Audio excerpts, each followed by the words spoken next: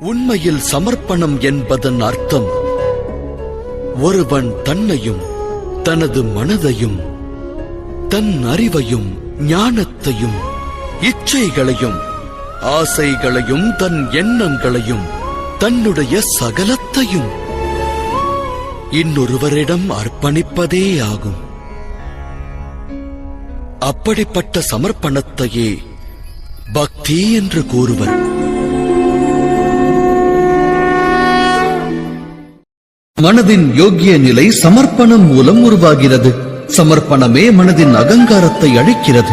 ஆணவம், துவேஷம், பொறாமை அனைத்தையும் ஒழித்து இதயத்திற்கு சமர்ப்பணம் நிர்மலமான நிம்மதியை அளிக்கிறது. அது பிரம்ம ஞானமானாலும், வாழ்க்கை ஞானமானாலும், இல்லை குருகுலத்தின் கல்வி ஞானமானாலும், அதன் பிராப்தத்தை பெற குருவை விட மகத்துவமானது அந்த குருவிடம் கொள்ளும் சமர்ப்பணமே.